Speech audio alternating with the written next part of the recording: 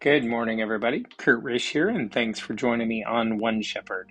So today we are continuing with our Old Testament reading of Deuteronomy chapter 17. You shall not sacrifice to the Lord your God a bull or a sheep which has any blemish or defect, for that is an abomination to the Lord your God.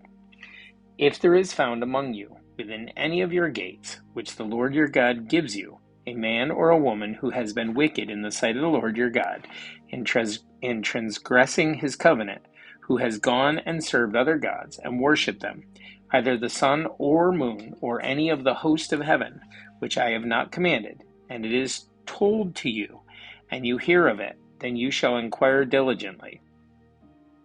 And if it is indeed true and certain that such an abomination has been committed in Israel, then you shall bring out to your gates that man or woman who has committed that wicked thing, and shall stone to death that man or woman with stones.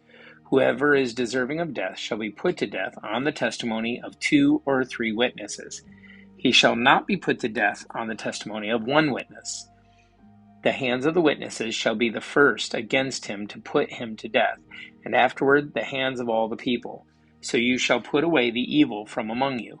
If a matter arises which is too hard for you to judge, between degrees of guilt for bloodshed, between one judgment or another, between one punishment or another, matters of controversy within your gates, then you shall arise and go up to the place which the Lord your God chooses, and you shall come to the priests, the Levites, and to the judge there is in those days, and inquire of them. They shall pronounce upon you the sentence of judgment. You shall do according to the sentence which they pronounce upon you in that place which the Lord chooses, and you shall be careful to do according to all that they order you, according to the sentence of the law in which they instruct you, according to the judgment which they tell you, you shall do. You shall not turn aside to the right or to the left from the sentence which they pronounce upon you. Now the man who acts presumptuously will not heed the priest who stands to minister there before the Lord your God, or the judge. That man shall die. So you shall put away the evil from Israel, and all the people shall hear and fear, and no longer act presumptuously.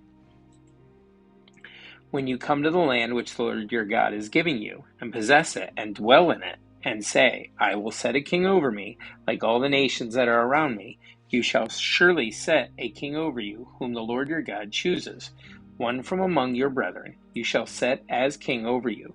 You may not set a foreigner over you, who is not your brother, but he shall not multiply horses for himself, nor cause the people to return to Egypt to multiply horses. For the Lord said to you, you shall not return that way again. Neither shall he multiply wives for himself, lest his heart turn away, nor shall he greatly multiply silver and gold for himself.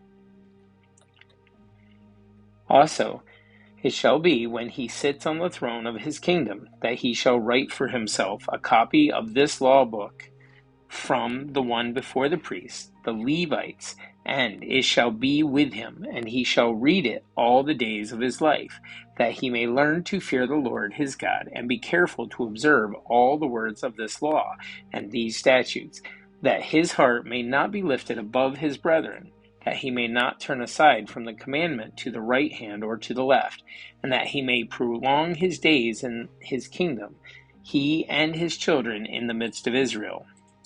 And we have a word study here, guys, which is the word kingdom. Hebrew for that is mamlaka, and that's Strong's Concordance number 4467. The word denotes a region and people that were ruled over by a king.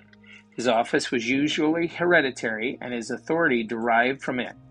God had promised Abraham that kings would come from him. The same promise was given to Jacob. David was clearly God's choice to be king. The hereditary kingship, therefore, began with him.